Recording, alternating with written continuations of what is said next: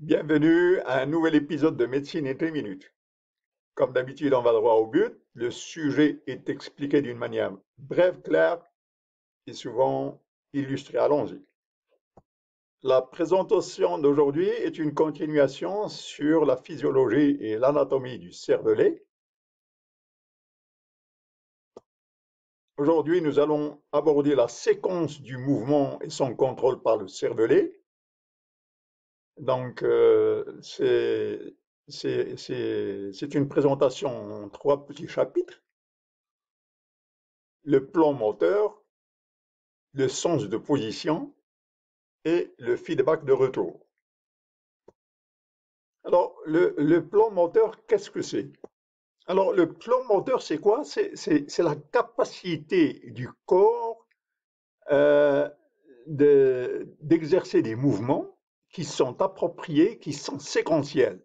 Alors, ce qui est le moins important ici, c'est séquentiel, c'est la séquence, c'est la succession des étapes dans un temps, dans un temps déterminé, de sorte à avoir en fin de compte une harmonie du mouvement, un mouvement raffiné, un mouvement fin.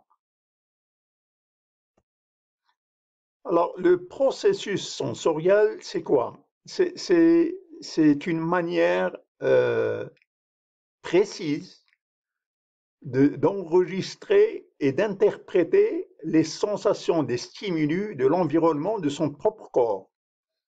Donc ici, le plus important, c'est les sensations de l'environnement impliquées sur le corps et ces sensations, elles sont précises, elles sont enregistrées de façon ordonnée. Alors le feedback, c'est quoi? Eh ben, les sensations du plan moteur et les sensations de la position des sens, elles sont adressées au cervelet et quand elles arrivent au niveau des cervelets, le cervelet, il les compare. Quand il les reçoit, il les compare, il les intègre et à travers cette intégration, il va effectuer une sorte de feedback au niveau du lobe frontal, celui qui va permettre aux parties corticales, donc au cerveau, de répondre à des différences qui existent sur certains détails du corps. Ce qui est important de savoir, c'est toutes ces étapes, elles arrivent, elles sont trop rapides, elles arrivent en millisecondes. C'est une étape en matière de temps qui est très, très, très précise, très, très fine, mais très courte. Alors, le mécanisme de contrôle par le cervelet, il va s'effectuer suivant 6 étapes. Alors, la première étape, c'est le cortex moteur. Il va à travers le neurone supérieur, parce qu'il existe un neurone supérieur entre le cortex et la moelle, et un neurone inférieur qui connecte, qui connecte la moelle à l'effecteur, c'est-à-dire au muscle et à l'articulation. Donc, la première étape, c'est un message adressé par le cortex à travers le neurone supérieur, le upper motor neuron, à travers le motoneuron supérieur, euh, en direction du motoneurone inférieur. Puis survient la deuxième étape, qui est quoi? Eh bien, c'est le motoneurone inférieur au niveau de la moelle, il va envoyer ce message au niveau du muscle ou de l'articulation. Alors voilà la première et la deuxième étape. Maintenant, on aborde la troisième étape. La troisième étape, c'est quoi? C'est que le moteur cortex, il adresse une copie du programme. Ce programme-là, il adresse une copie de ce programme au cervelet. Donc le cortex va transférer au cervelet une copie de ce programme. La quatrième étape, c'est l'information proprioceptive. Alors, l'information proprioceptive, c'est-à-dire la position du corps dans son environnement, dans l'espace, soit par le muscle, soit par les articulations, elles vont être transmises à la moelle, puis au cervelet, en même temps que cette copie qui survient au cervelet. Donc, à cette quatrième étape, donc, le cervelet il est en possession de deux types d'informations, des informations qui viennent de la périphérie et des informations qui viennent des centres. Alors, la cinquième étape, le cervelet va procéder à la comparaison des deux programmes. Le premier programme qui est parvenu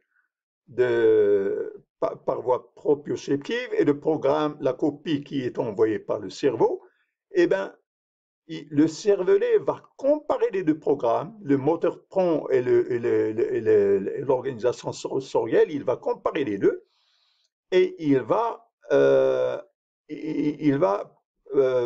conclure à une décision. Alors cette décision, elle sera prise à la sixième étape.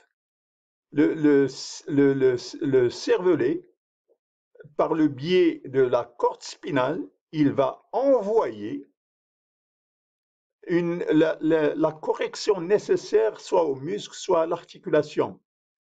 S'il y a une modification qu'il faut procéder, il va envoyer pour dire, bon, voilà la modification qu'il faut procéder.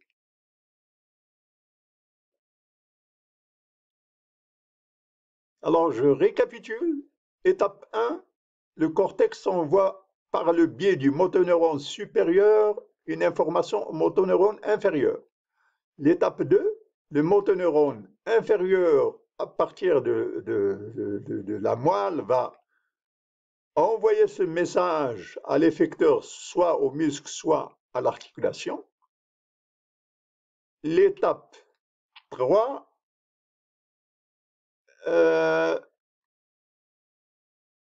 le cerveau, il envoie une copie du programme au niveau du cervelet. Alors, étape 1, moteur neurone supérieur au moteur neurone inférieur. Étape 2, moteur neurone inférieur à l'effecteur. Étape 3, cortex qui envoie une copie au cervelet. L'étape 4, le cervelet il est en possession de deux types d'informations. Des informations qui proviennent des effecteurs par le biais de la moelle et des informations qui proviennent du cortex par le biais du thymus. Donc, le cervelet, il est en mesure, à travers ces deux programmes d'information, il va procéder à une comparaison des deux programmes d'information. Alors, quand il aura procédé à la comparaison des deux programmes d'information, il va donner son ordre final qui est de correction. Il va dire aux muscles et aux articulations, voilà, voilà la commande des centres supérieurs, des centres suprêmes. Ils veulent que vous adoptiez cette correction, ce petit correctif, ou bien que la situation est normale et de continuer.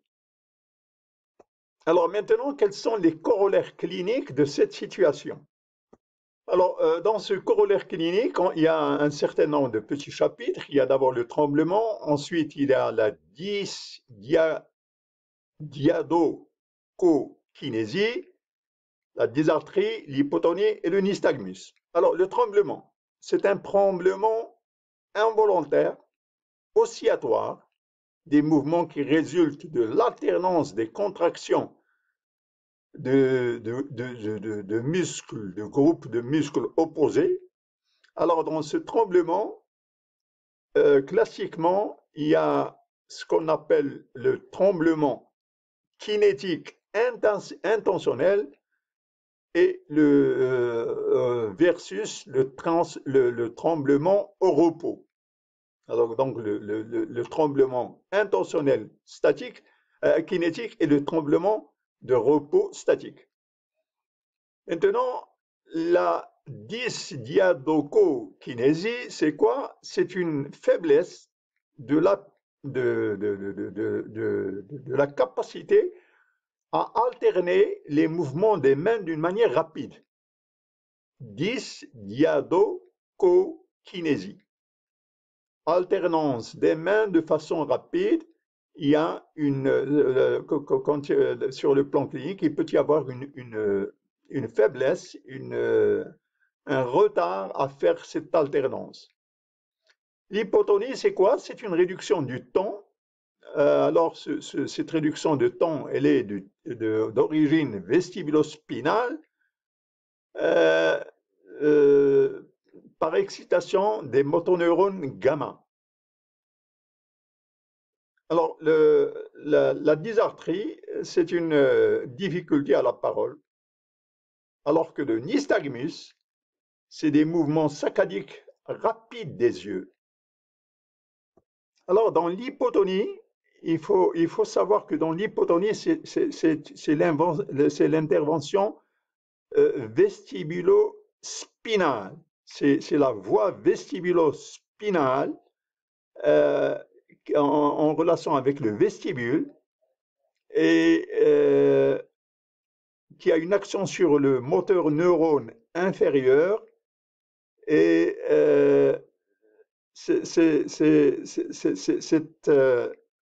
cette action vestibulaire, elle est responsable des muscles antigravité. Cette formation vestibulaire, elle est responsable d'hypotonie des muscles antigravité quand on veut se mettre debout. Alors, l'ataxie sensorielle, c'est une démarche un peu par tâtonnement. La personne avance un pas, elle a une difficulté d'appui, comme un pas militaire. Et pour compenser cette faiblesse d'équilibre, eh ben, généralement, le polygone de sustentation est élargi. Merci d'avoir assisté à cet épisode de Médecine en 3 minutes. Voulez-vous appliquer le bouton like et d'adhérer à la chaîne si vous ne l'êtes pas? Vos suggestions sont toujours les bienvenues. Merci.